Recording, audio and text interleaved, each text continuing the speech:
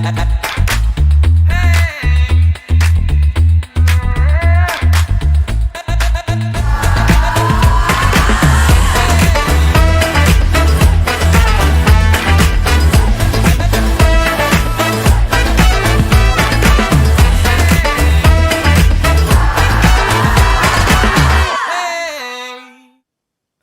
we are live.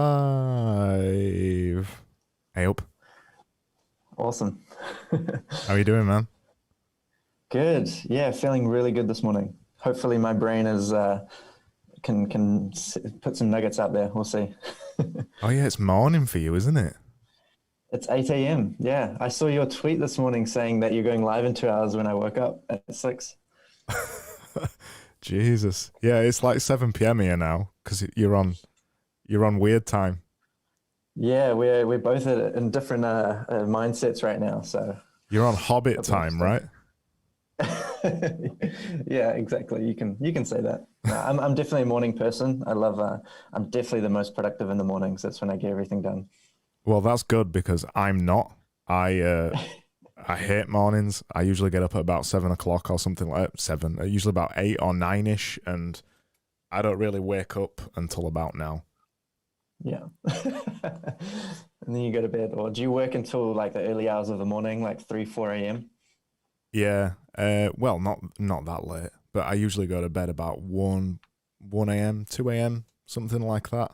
I'm a night owl. I've tried being the opposite. It just didn't work for me. I tried. In fact, I spoke about it when I was talking to Eddie the other week. I tried getting up at 4:30 a.m. for a couple of weeks, and it just didn't work. I was doing the whole Jocko Willink thing of posting photos of my watch on Instagram, and it lasted about a week or something, and then Wow. I just reverted. Yeah, I suppose everyone's different. Everyone needs to find what works for them. I love getting up at 4 a.m. and I think I've only gone to bed past midnight like a handful of times this year. So that's just the way my lifestyle is, and I don't go to bed late at all. I love my sleep. Yeah, well, the reason I get up late is because I've got to get 8 hours sleep. Otherwise, I'm a zombie. The first thing I wanted to ask you, there's 2 things I want to ask you. I want to talk about games, video game development specifically, something I've always been fascinated with. And the other thing is, and the place I want to start, because it's the thing I'm always fascinated with, is why have you chosen to start a podcast? Totally.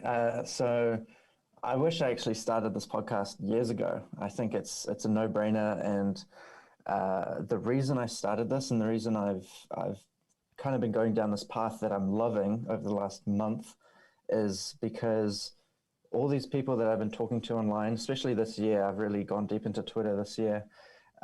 It's a chance to connect on a whole different level. It's like an actual human connection when you talk to someone over a podcast, I feel. And instead of in DMs or in Twitter comment sections, you get value from it, but it's not, I don't know, it doesn't feel like a proper human relationship.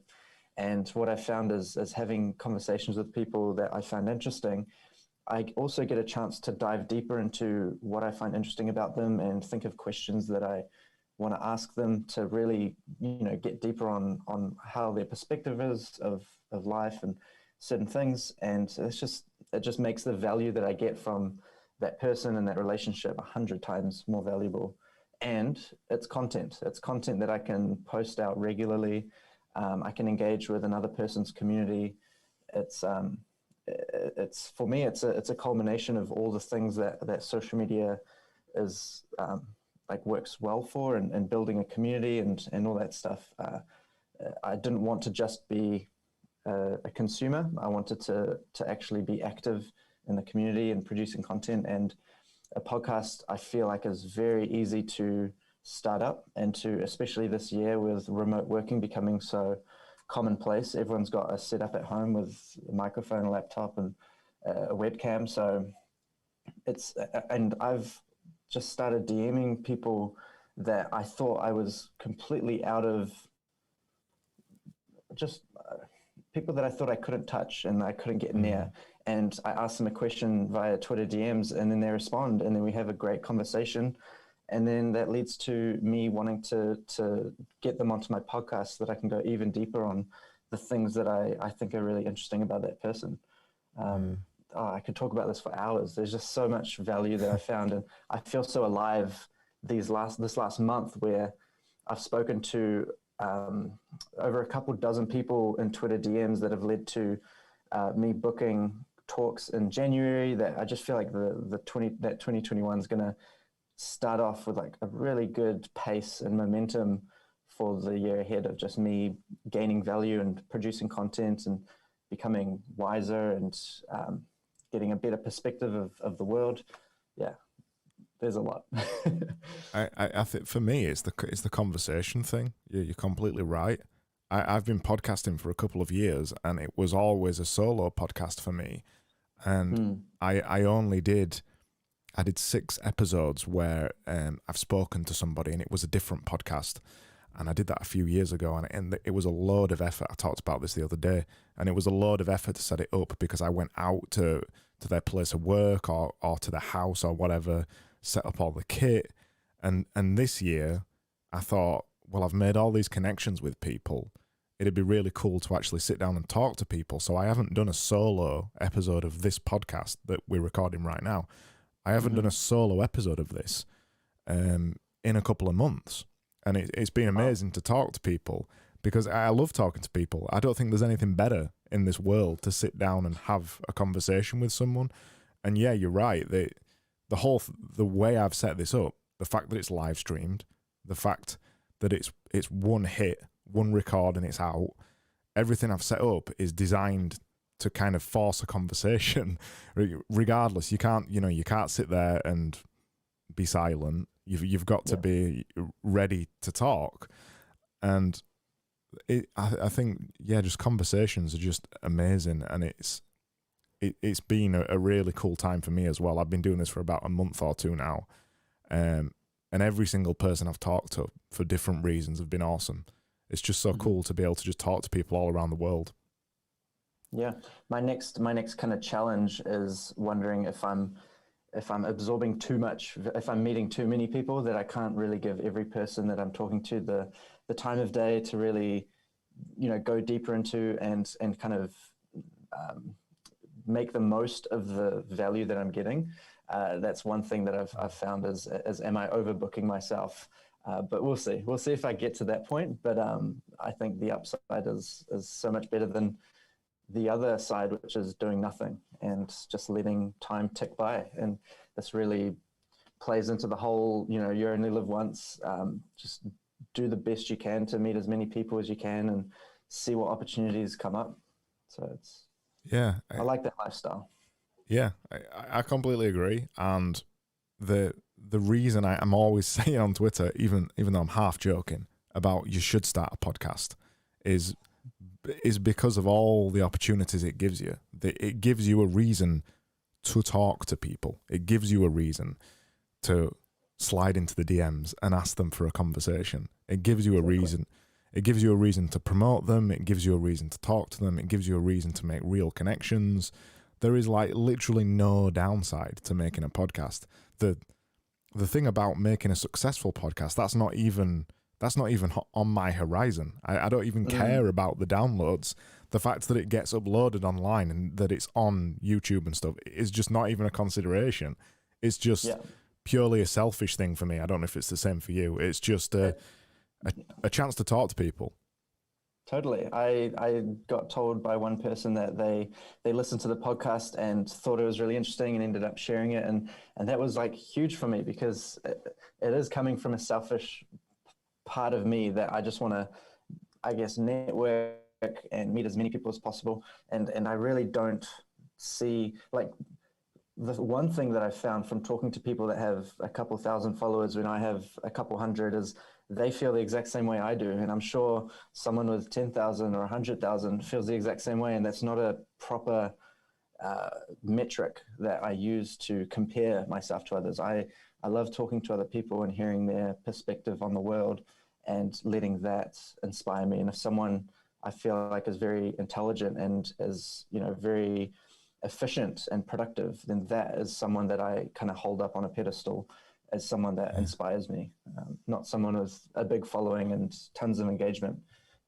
Well, all a big following on Twitter means is that they're good at Twitter or they've got a popular thing. That, you know, that it is all it means. It doesn't mean that they're any better than anybody else in any way.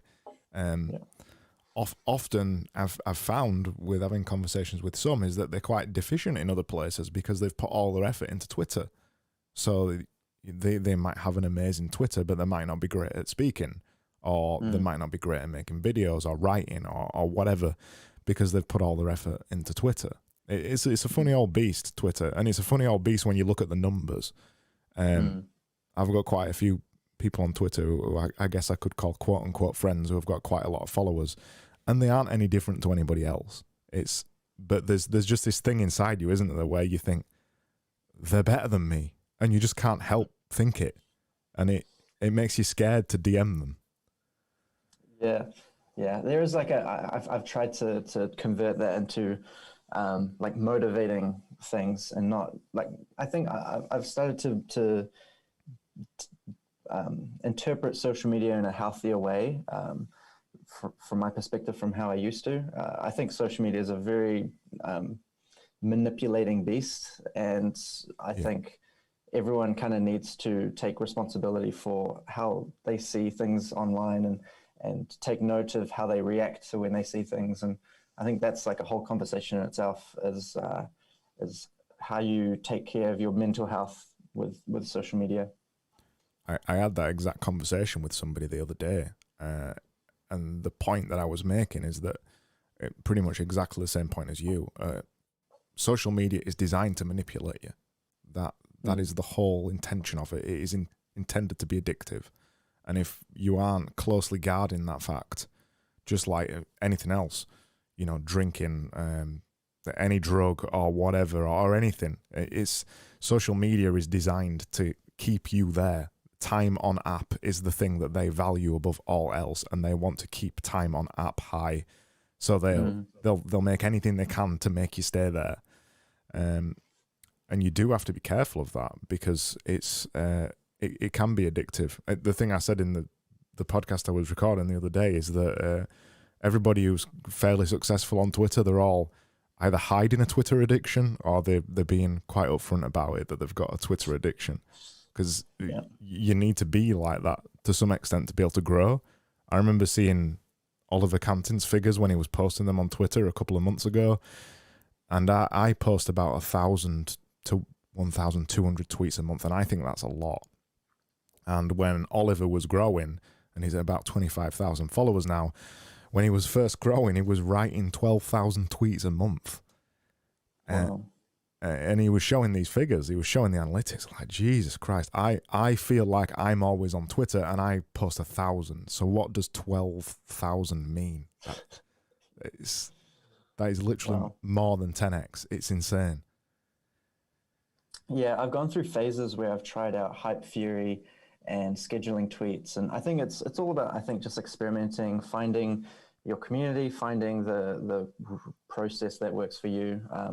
Sometimes I go through these periods of like a whole month where I just don't open up Twitter at all. And I think it does get to me after like a month when I feel like I'm very disconnected, and then it comes back in waves where I have, I do 10 tweets in a few minutes because I just have all these ideas that come to me and I just want to share them all. And I think that's how I'm taking it, is I'm not trying to become a robot in how monotonous I upload. I just try and let the world inspire me to, do what feels right, and know the benefit of tweeting, and know what happens when I don't. And that's just the waves that goes, like, that's the process of life. That's my perspective.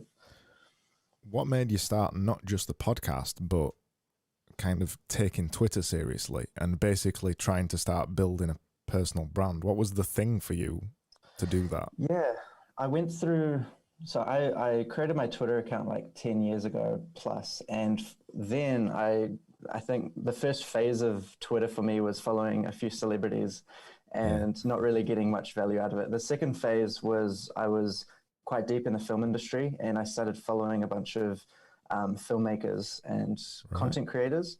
And that kind of went through a phase of my life where I started connecting with the marketing Twitter community. And actually, I got a job working as a podcast editor for Lewis Howes on his School of Greatness podcast. I worked with him for almost 2 years making marketing content, so chopping up his podcasts into minute-long Instagram videos, 15-second Instagram story clips with headers and subtitles. And I love doing that. And it was a remote job that I did. And I got that job because I followed him. It was actually, so the whole Gary V wave, that's what got me into Twitter 4 or 5 years ago.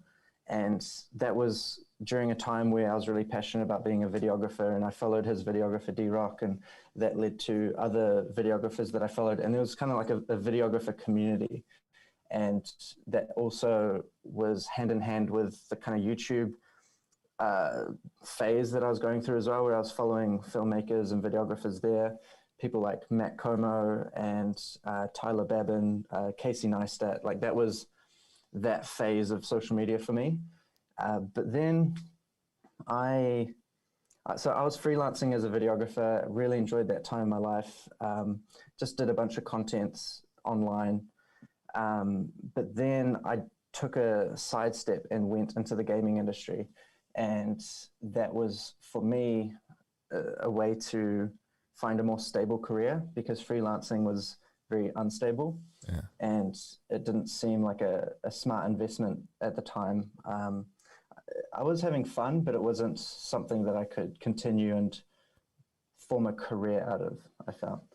I'm kind of jumping all over the place in the timeline, but that led to me going more into the business Twitter side of things, and then leading to the design Twitter community. And then Jack Butcher was actually a huge influence at the beginning of this year that led to an even bigger community of people. And then it's just kind of slowly kind of manifested throughout the year of me taking more action with the ideas that I have, instead of just thinking on things and writing ideas down on a notepad, but actually just going out and doing things. And that's what led to the podcast, is me just not thinking about things for more than 10 seconds before I put that into action. And if I think about DMing someone, I just do it now. I don't even think about it, because in the past, when I thought about it, I just never did it.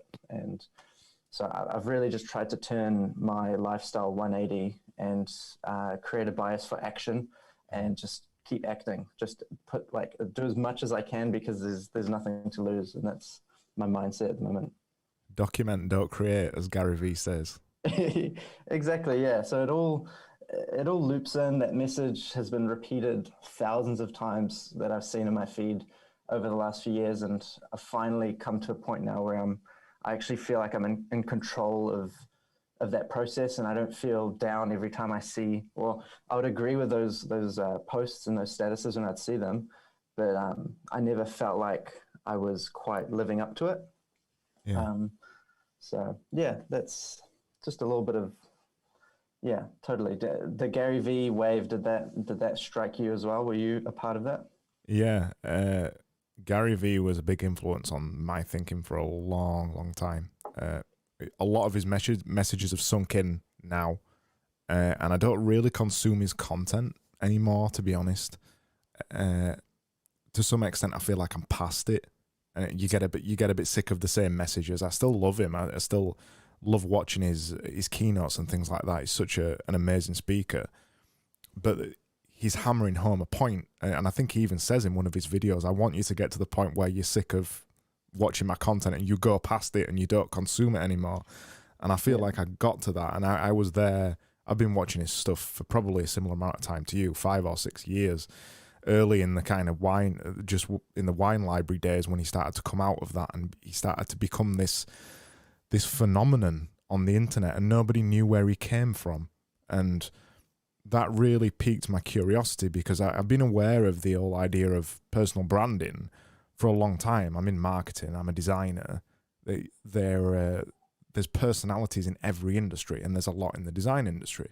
So you're kind of aware of this idea that some people are more popular than others, but you can't figure out why, and you can't put your finger on what they did different. All you can realize is that certain people are always at conferences, well, when they happened. Certain people were always at conferences giving talks, and you wasn't. And they, just in terms of the design industry, they weren't a better designer than you.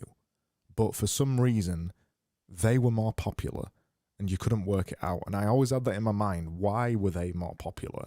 And it's always bugged me. And then when I discovered Gary Vee and I started watching his content, I started to realize what it was. It was this idea of documenting and not creating, and this freedom to share everything and not care. And when you start to realize that, you realize that in any industry, the same is true.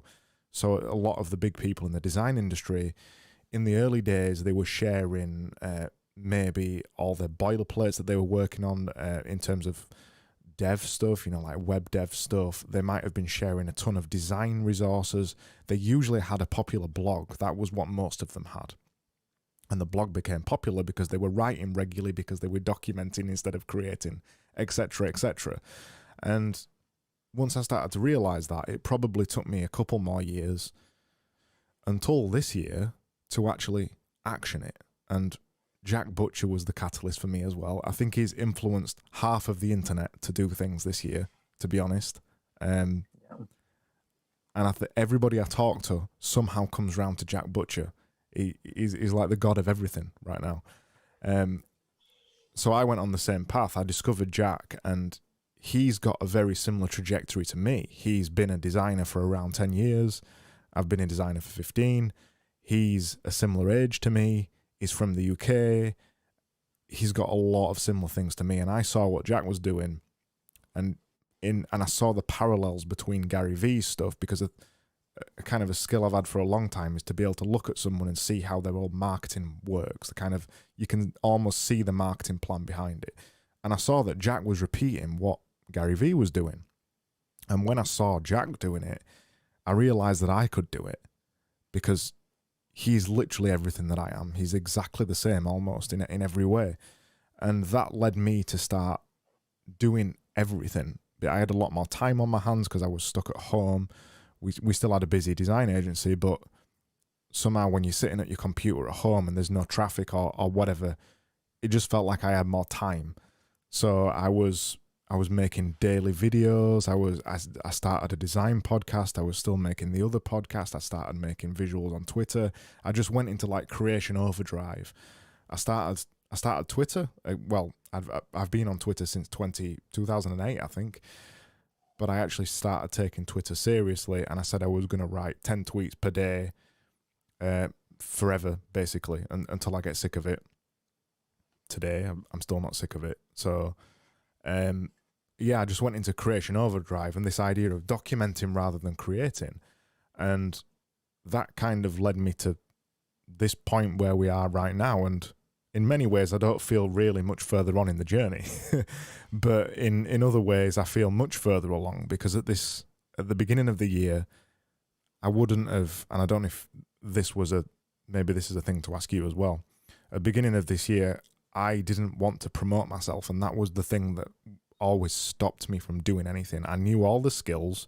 I had all of the skills. I knew how to do it, but I wouldn't do it because I was afraid of promoting myself. Was that the same for you? Totally. Yeah. I consider myself an introvert, and it kind of, some people say I seem very extroverted, but I get very exhausted from social situations, but I love meeting people, but I would consider myself an introvert, and I don't like selling myself. And I think I do still struggle with that. I think marketing myself is an area that I don't do the best. But what I've found is, as soon as I started creating more content, marketing that content was a lot easier than having, a blank Twitter profile and then going, okay, I need to market myself. It's felt a lot more natural this last month when I'm promoting a conversation that I'm having with someone else, and where I actually feel like there's value shared. I think a year ago, I wasn't sure how I could provide value to the community. And that was something that stopped me from tweeting, putting myself out there, feeling like I was part of the community, was that I didn't feel like I was providing any value. And in the last month, I think there's kind of two sides of me. There's the personal branding side of me, but then there's also the gaming side of me. And I'm on this mission now of trying to build the New Zealand game development industry. And that's sent me on a wave of confidence of wanting to put myself out there and meet people. And I'm going to be creating a podcast in the new year that's strictly for New Zealand game developers. And my podcast is almost a testing ground for that. So that's my kind of bigger ambition.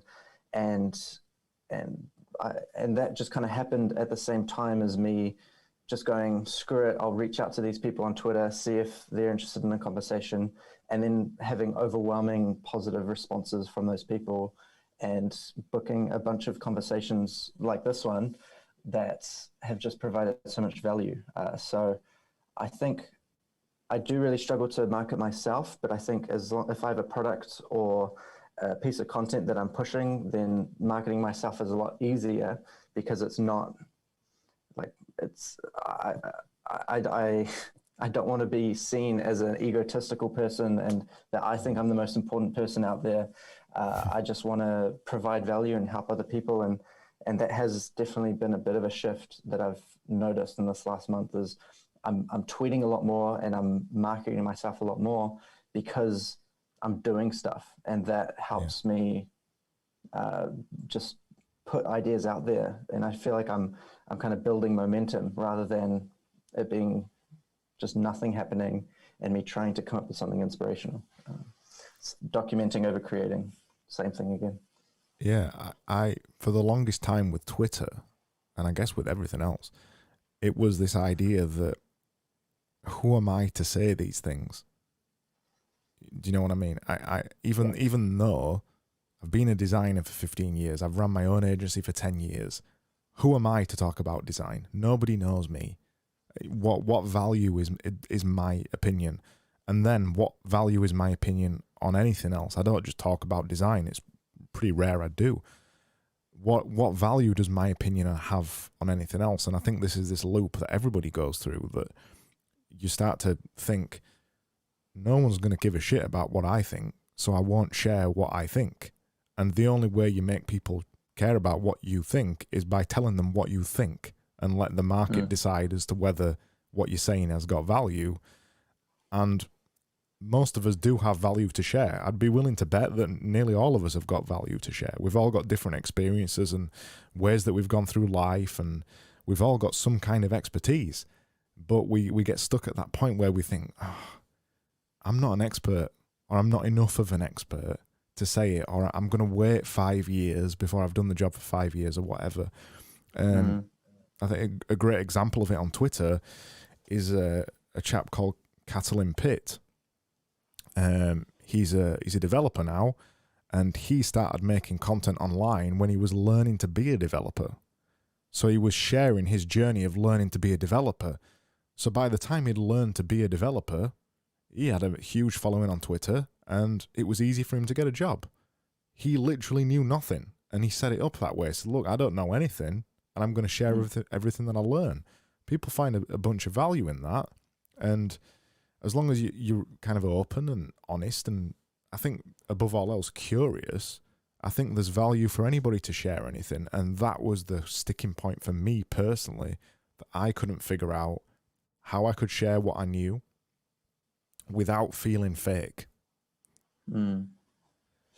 I think there's a shift that happened that I think hits the nail on the head, and that's seeing social media as a friend, like as someone that you can talk to during your journey. And I think what made that shift for me is reaching out to people through Twitter DMs or creating relationships with people on Twitter, so that I felt like when I wanted to make a tweet, I was tweeting to those friends that I'd made and those connections that I'd made, instead of feeling like I was sending something into the void of the internet that I wanted to go viral and be seen by millions of people.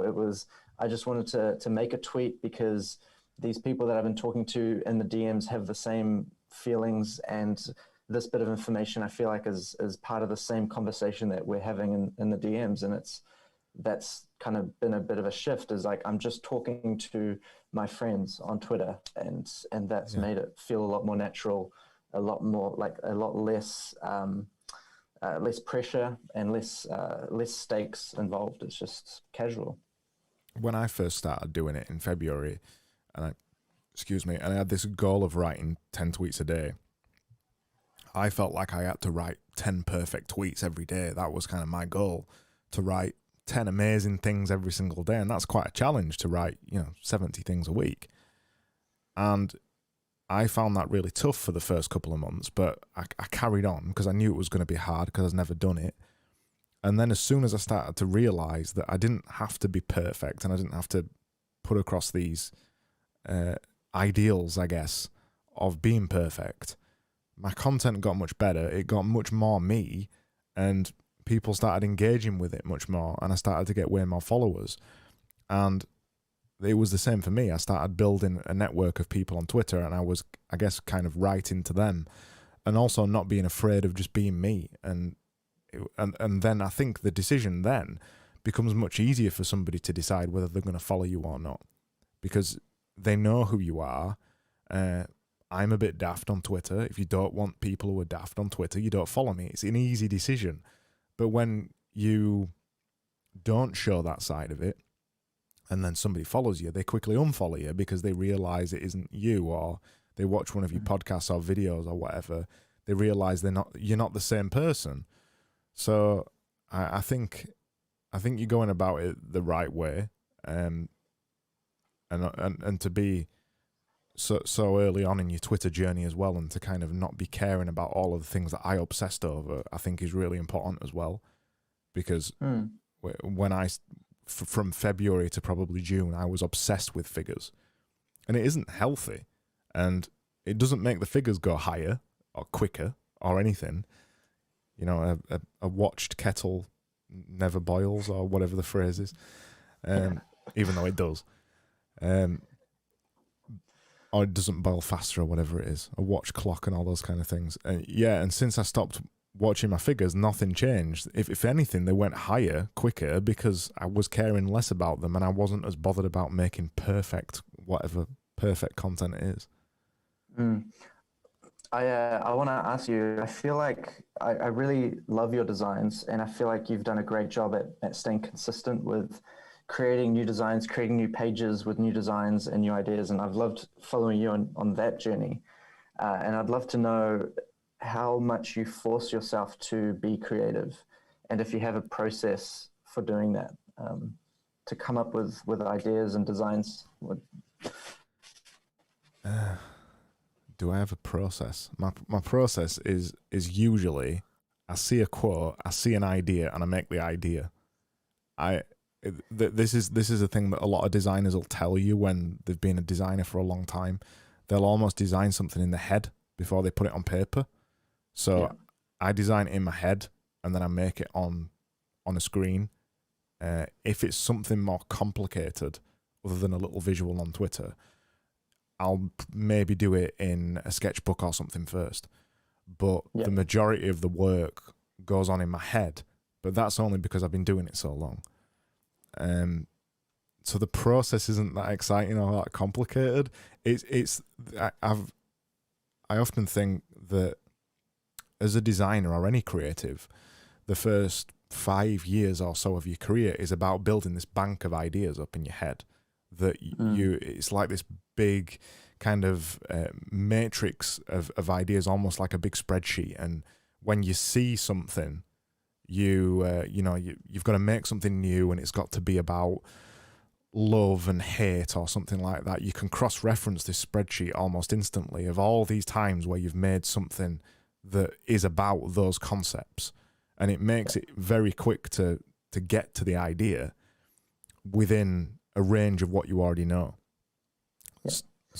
So when I'm doing the visuals on Twitter, they are done very quickly, and they're almost like spur of the moment things. And when they aren't spur of the moment, I don't do them. I pick a different thing to do a concept about. Yeah, not that That's exciting. interesting. Not that exciting. No, but I think that that's the clearest process that exists is to just do it. That's the easiest thing. And I think if it takes you a long time to do that thing, then the more you do it, you'll get faster at it to the point that 15 years on, it's instantaneous. And I think people just need to stay committed to what they're passionate about, and they'll get better at it. They'll build that matrix of ideas and examples, and that's the definition of creativity and creating art, is being inspired and then executing on it. Yeah, I think almost a brain type, or maybe not. No, not a brain type. I think that's unfair because I'm not sure whether I agree in that with that left and right brain thing. I think it is a learned skill, but it feels almost magical, and I can't really explain it. But it is just from years of pumping out idea after idea after idea, 99% of which are bad. And then you get to the point where you have such a big bank of ideas that it becomes much, much easier. I've never bought into this idea that as a creative, so when I'm making a brand or something like that that you charge a lot of money for, the biggest lie that most design agencies tell you is that it's going to take X amount of months or X amount of whatever. It doesn't. It's a very quick process, and then everything around it is designed to make it look like a long process. The kind of when you see guides on logos and things like that, after the logo has been made and they show all these pretty guides, they were done after. They weren't done before. This was mocked up in 5 minutes because they had a burst of inspiration. That isn't wrong, but that's how it is. And I haven't ever met a designer where it isn't like that. But then the idea almost is the first bit of it. That's the easy bit. The execution is the bit that's hard, and that's the bit that takes a long time to learn. Some people have got loads of ideas and lack execution. Some people are amazing at execution and lack ideas. And I'm lucky that I've always practiced ideas first. I've got a very old school mindset when it comes to creativity and being a designer. And I've always looked to people like Alan Fletcher. You've probably never heard of these people. Somebody like Alan Fletcher and Paul Rand and things like that, who were like classic designers, who were designers, and they always put the idea first. The idea is the most important thing. The execution doesn't matter how you do it. The idea is first. And if you look at any of my own obvious images, the majority of them are clever or witty, or they've got something in them that a lot of people won't see. They aren't pretty for pretty's sake, although some of them are quite nice. But the idea is what's more important than the execution, and that's why they're purposefully kept very, very simple, to let the idea shine out of them. And this, to be honest, this ties a bit into video games, because I'm massively into video games, and I want to come on to that. I've seen this as a trend in design and the creative arts for quite a while, where the idea is becoming way, way less important, and the execution and the technical ability is way, way more important. That the execution and how beautiful it looks and how amazing it is and how long it took somebody to make matters more than the idea. And ultimately, it's the idea that grabs somebody in the first place, and it's the idea that keeps somebody there as well. You know what I mean? Mm-hmm. Totally. And I think that's why in video games particularly, that indie games have often got amazing stories, and they really grab you and they stick there. And a lot of the AAA titles that you see come out now just don't grab you, and you just don't stay with them. They look beautiful, they might be technically brilliant, but they just don't grab you the same way. Yeah, that's interesting. And I think indie games are a lot more tied to the passion of one or two people, and an idea that they have, and a vision, and they're going to execute on that vision. How it's kind of like the startup mindset as well. You know, there's 100,000 startups that get created, but only a couple dozen of them actually become successful, and that's because each startup they have their own perspective and their own problem that they're solving, and that's what. And I guess startup mindset might not be the best example because it's an art form. It's creative. It's like a painting, and whereas AAA games are a lot more formulaic. They're bigger budgets, bigger stakes, so they kind of have to rely on what's worked in the past. They have to place bets on some really big ideas that they don't want to go too far off the canvas of what's been done before. They want to kind of evolve the genre bit by bit, and they're working with a big team, so there's hundreds of conversations happening at once, and you need to have some alignment, you need to have some cohesiveness, and you kind of need to move this big boulder in a certain direction slowly, whereas an indie game kind of can change direction overnight if the creator wants, is inspired by something. They can create a completely new feature that changes the whole gameplay. So there's pros and cons. I'm learning a lot about the indie game dev community at the moment. My experience has been very much in a corporate studio environment, but I do have a lot of perspectives on creativity and art that I think play a big part in the difference between a big studio and a little studio. It's also the same as filmmaking. Big budget films that come out of big studios that go through years of development compared to a short film that's created by a small team of friends in a couple months. The difference in the ideas and the creativity is I think similar to games in that sense. I think whatever your medium you look at, it always comes down to the same thing, that the smaller the team, the more creative it is, and the better the ideas, whatever way you describe that. And I often think it comes down to the idea that creativity is quite selfish. And if you have too many people involved who aren't on the same page, who are all trying to be creative, whatever that means, it just kind of doesn't work. And I often think the majority of, probably 95% of everything I do is done by myself. And when somebody else gets involved, another designer, for example, another designer I've worked with for 10 years, it still never comes out the same as having one person with a vision.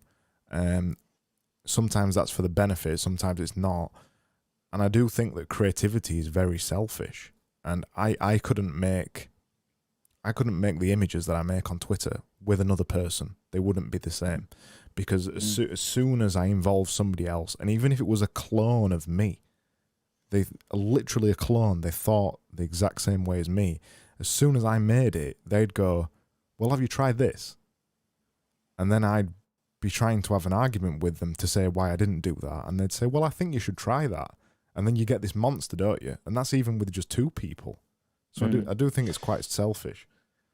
Yeah, it's interesting. Big companies, I've noticed, or the company that I'm working for now, we have a set of company values and kind of principles, and same as the game that we're working on as well. There's pillars to what the game needs to be, and those pillars were created by our CEO, and I think that's in a way trying to encapsulate the vision and to try and get everyone on board that vision.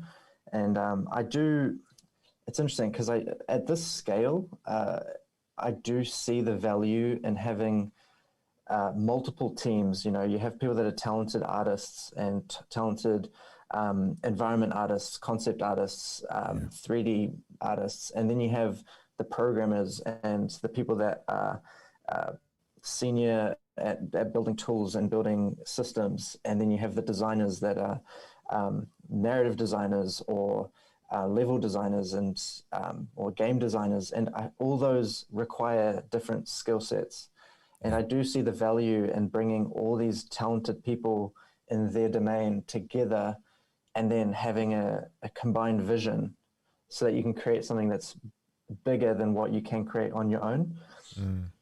I think but I do think that the downside of those projects sometimes is that there's too many cooks, that the vision isn't aligned properly, or it kind of goes off track after a while because you're just dealing with, like, you kind of play it safe. I think that's maybe the risk that a lot of big companies do, is they play it safe more than banking and going down a route that isn't proven yet, but that's what you really believe in. That's probably what the big studios miss sometimes, is I'm not saying the studio here does, because I love what we're doing here, and Dean Hall has who's the CEO. He is an amazing perspective on the state of gaming and where the survival genre needs to go, and he's convinced me that we're on the right path, and I'm sold on his vision of what he wants to do,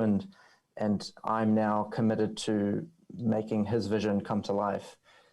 So, but does that work? Because there's a selfish vision still, isn't there? There's one person with a selfish vision. Yeah, but I think everyone interprets that vision in a way that makes them committed to it as well. Like, I feel really excited about what we're making, and I would say, because even though I'm not the one directing the ship, I feel like we're all directing the ship. You know, it's not like Dean wouldn't listen to any ideas that I have. He would listen to them, but you're directing a massive ship into a direction, and I feel selfish in the sense that I'm proud of what I'm working on. But yeah, it's definitely an interesting conversation when dealing with multiple people, and that's why I love doing my podcast, is because I want to have that control over an IP and something that I've produced myself. So I am trying to balance both of those lifestyles at the moment, something that's bigger than myself, yet something that's just me. Yeah, that was partly why I started doing a lot of the things this year as well. I've got Genius Division. Genius Division is mine, but there's 3 directors, so it is, you know, there's 3 of us with 33% share, which is fantastic in most of the situations, but it never feels like yours, really. It never feels like you have the one vision, because there's 3 of you, and you're always trying to. It feels like you're kind of in the middle of a level playing field somewhere. You need to not be too much of one thing and not too much of the other. You know, I'm not knocking it at all. I love it, and that's why we've been doing it for so long, and long may it continue. But there is still, I think we all want this selfish creative project that is somewhere that just satiates that selfishness. I keep saying the selfish word because I can't think of any other way to describe it, and I think it is the perfect word for it, because anything I can think of. The other thing I was thinking of as well is, sorry, go on. Do you want to say something? Well, yeah, I just feel like it's at the core of your passion as well. I think it's something that you have direct creative control over, and it's kind of deep in your heart. Those projects that you have, it's something that you are in love with, I think. But I think selfishness is another way of interpreting that as well. But I think there are some more positive reasons that people would pursue personal projects as well. That's why I think side projects are so valuable. Something I've done throughout my entire career when I work for somebody else, and even when I work for myself. And you think, well, you work for yourself and it's your own agency. Shouldn't everything you do be part of the agency because it helps build the agency? But you still want that thing that isn't anybody else's, and you still want the thing that isn't related to the thing that brings in all your money. You still want something else, or at least that's how I've always felt, because you want complete control over something, and you want the thing that you can push at the edges that will bring back something to somewhere else. Yeah, I agree. And I feel like nowadays with social media and people building personal brands, that companies are being more receptive to people pursuing personal projects after hours, and as long as, I guess, they're not competing like one-to-one. But yeah. I do think that's a shift that's happening in the culture at the moment that I'm really enjoying, because I feel really motivated to do my work, but I feel also very motivated to do my own personal projects too. Yeah, I guess you've heard of Matt Kovac, haven't you? Yeah. Yeah. When I was talking to him last week on the podcast, something he said really struck me about this. And he said he'd said it a few other times, but I'd never heard him talk about it before. And he was talking about this idea of when you've, particularly social media, but it applies to any marketing, why wouldn't you want everybody in your business to be evangelists online for your business? Why wouldn't you want them to be building their own following at the same time? Because then you've not only got the company following, whatever shape that might take, but you might even have 10 other evangelists who also have big followings on Twitter or YouTube or whatever takes their fancy. Why wouldn't you want that? And I said to him, well, why are people still not doing it? I still don't know many businesses that do it. There's a few I can think of, but there's not many. And he said, and I kind of put some words in his mouth, and I said, is it a trust thing? Is it a trust thing? And he said, yeah, to some extent, I think it is. But he just said, I just don't think people are there with it yet. I think it's still, that's an advanced level of social media acceptance still. I think we're getting past the point now. Maybe 5 or 6 years ago, if I was to tweet 10 times a day on Twitter, all my clients would think I just spent all day on Twitter. And I feel like we're past that now. I don't think that somebody looks at your Twitter now and thinks that you're on Twitter all day. But it still feels like in some other areas, depending on who you're working with and what company you're in, we're still in our infancy of social media acceptance for building bigger things than you in terms of building evangelists at a company, for example, because it's always hard to build a social following online for an inanimate object, which a company is. Much easier to build one for a person.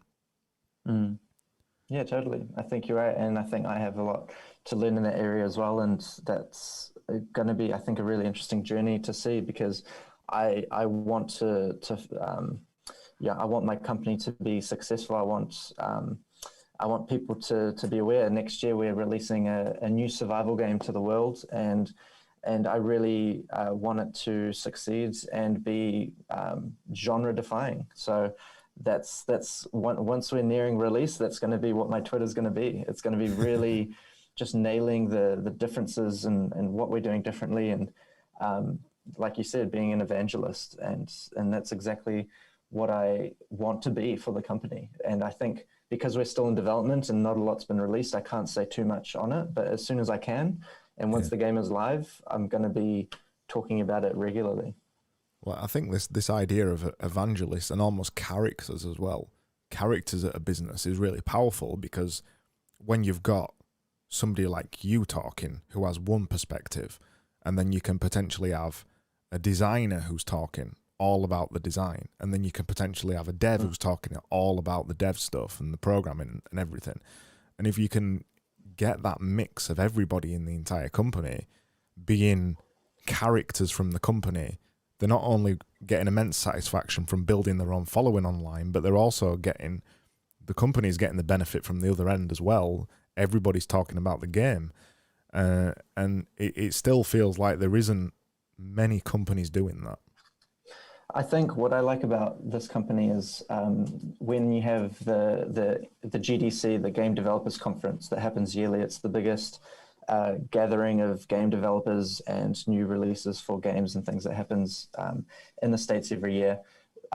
My company is very forthcoming to making our senior developers go do talks and talk about how they've built systems in the game. And at that level, I feel like that's quite well adopted in the gaming industry, is sending your developers out and your designers out to talk about their systems to the wider audience. Yeah. And I think that is the same thing at a social media level. It's instead of going to one event and speaking for 1 hour on how you did this thing in the game, it's having that same person do 5 tweets a day talking about the systems that they're building for the game regularly.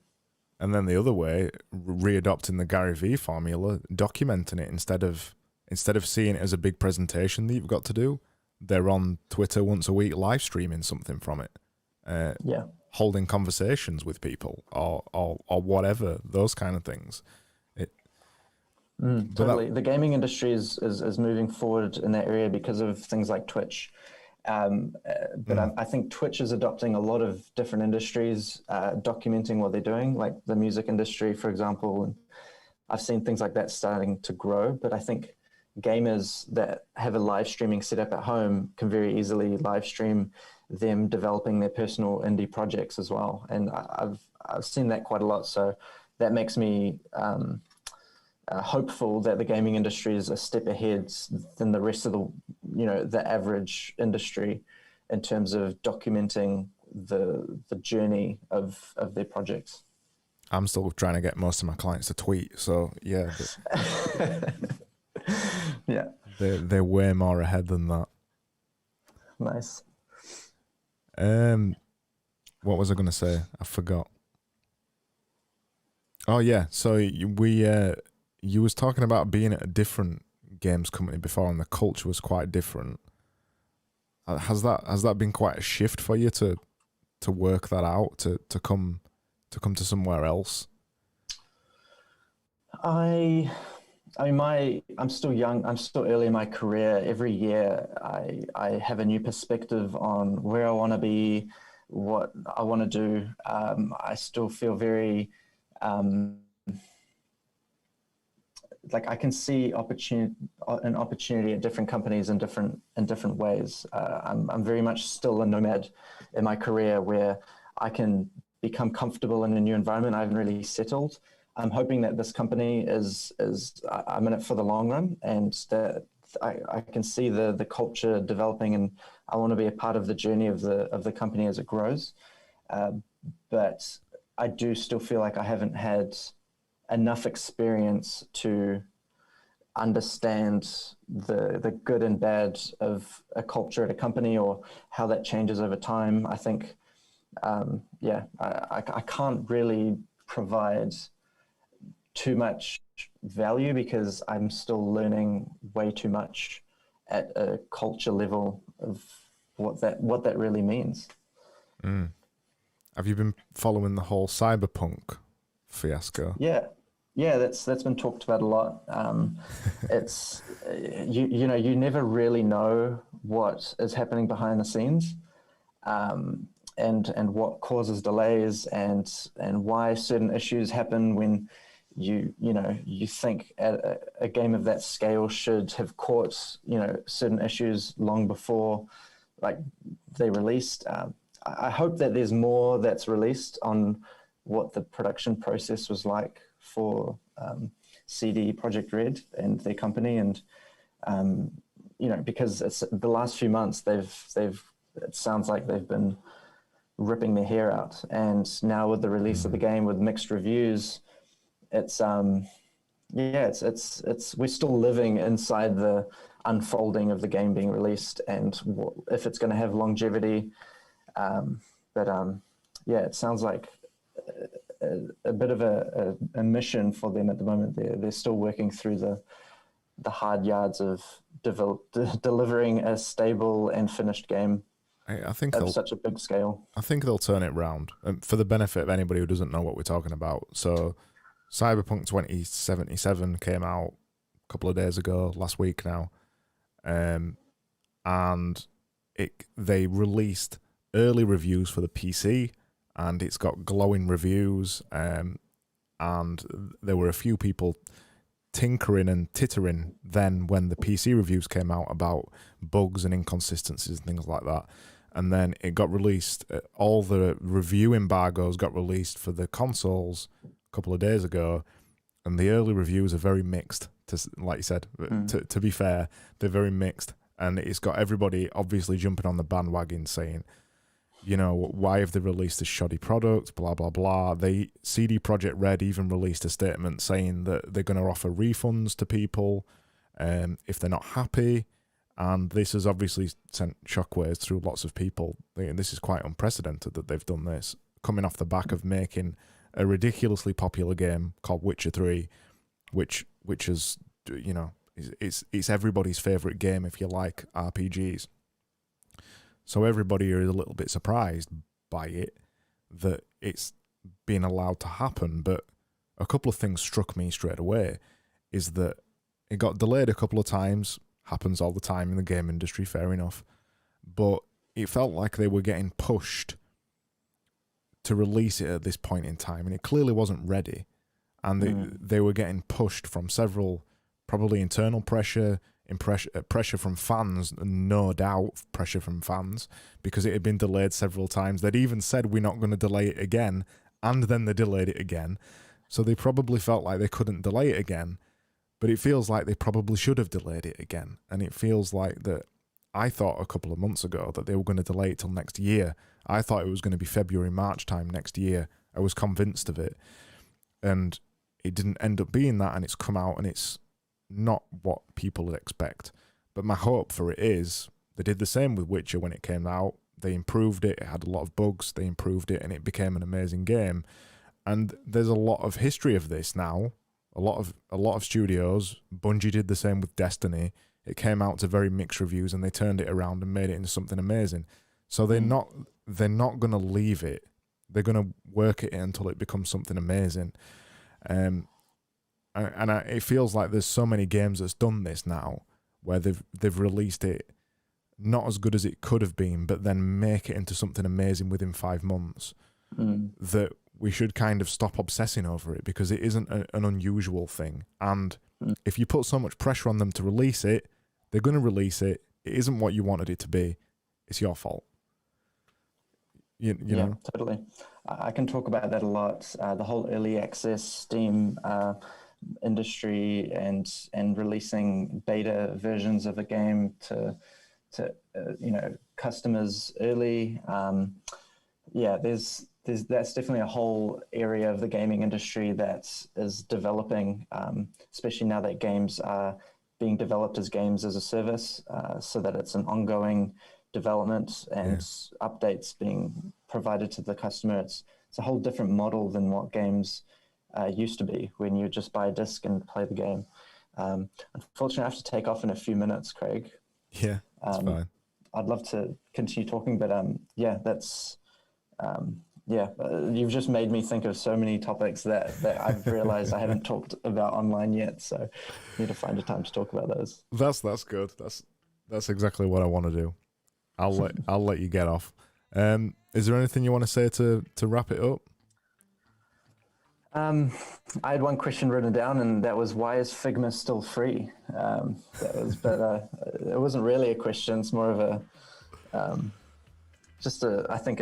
sign that they're doing some awesome things. I use Figma regularly as well. Just even though I'm not really a designer, it's just so much fun to play around with and create things from.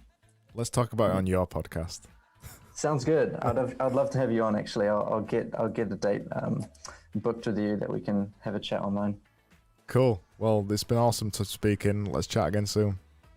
Sounds good, Craig. Thanks a lot for having me on. No worries.